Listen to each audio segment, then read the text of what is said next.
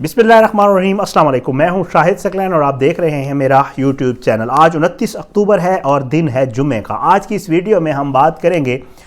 ٹک talker عائشہ اکرم اور Rambo کے حوالے سے۔ ظاہری بات ہے یہ کیس جو ہے اس کو بار بار اس کا فالو اپ کرنے کا مقصد ہی یہی ہے کہ میں نے اس کے اوپر ویڈیوز کی تھیں اور اس کیس کے ساتھ پاکستان کے لوگوں کا جو ہے وہ کنسرن جڑا ہوا ہے، کیونکہ اس کیس سے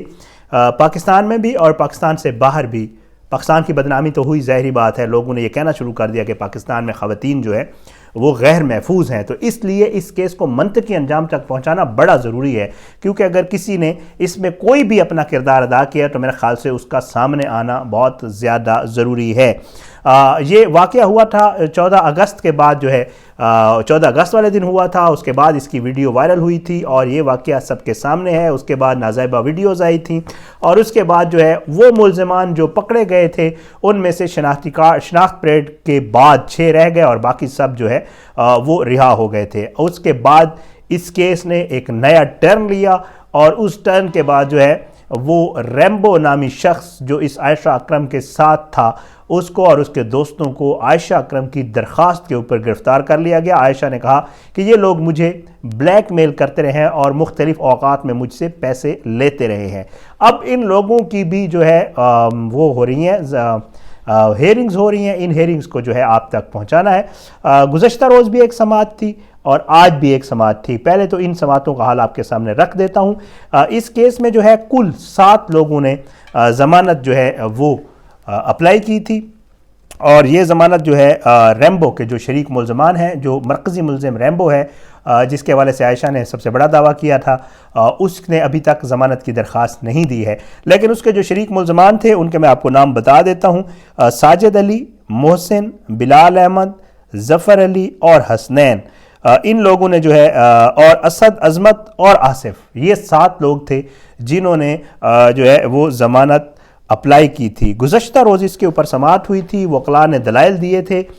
پروزیکیوشن کے دلائل آپ کو بتا دیتا ہوں۔ پروزیکیوشن نے یہ موقف اختیار کیا کہ ان لوگوں کے موبائل فون سے یہ ویڈیوز برآمد ہوئی تھیں، ان لوگوں نے موبائل فون سے ویڈیوز آگے فارورڈ بھی کی تھیں بہت سارے لوگوں کو، اور یہ لوگ وہی ہیں جو اس وقت ریمبو کے ساتھ موجود تھے۔ عائشہ کے ساتھ وہاں پر جو واقعہ پیش آیا تھا، پروزیکیوشن نے یہ دلائل دیے کہ اس میں ان لوگوں کا بڑا کردار ہے، کیونکہ اس معاملے کو شروع کرنے والے ریمبو اور اس کے دوست تھے۔ بہرحال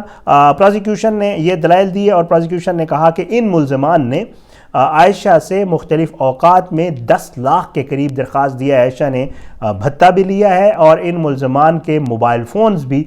فورینزک کے لیے گئے ہوئے ہیں۔ ساتھ میں پروزیکیوشن نے یہ دلائل دیے کہ جی ان ملزمان کا ایک واضح کردار ہے، اس لیے اگر ان کو ضمانت پر رہا کیا جائے تو یہ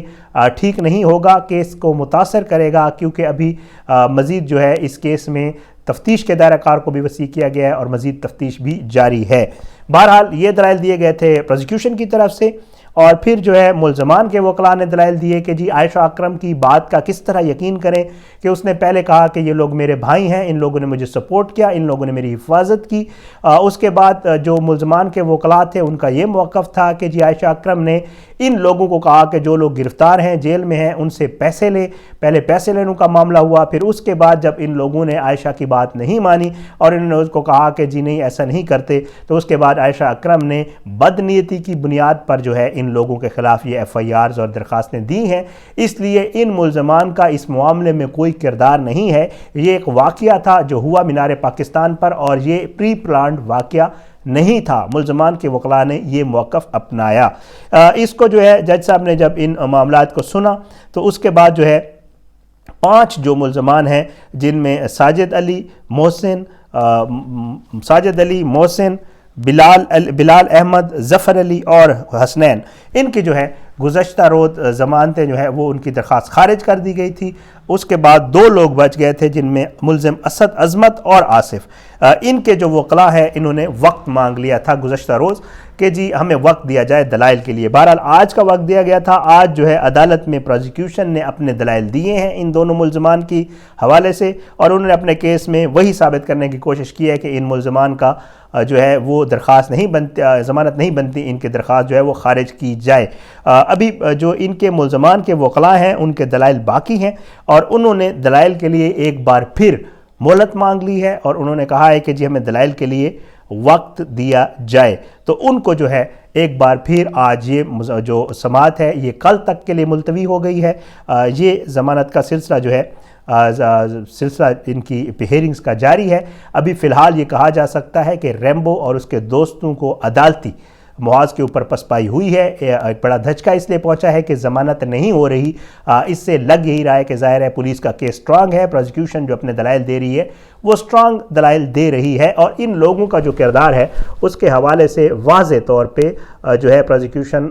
کا موقف بھی ہے، اور جج صاحب بھی یہ سمجھ رہے ہیں کہ ان لوگوں کا واقعی اس واقعے اور اس معاملے میں باقاعدہ کردار ہے۔ یہ معاملہ ہے، اور اس سے پہلے آپ کو بتا دوں کہ ایک چیز اس دوران ہوئی تھی، اور وہ یہ ہوئی تھی کہ جی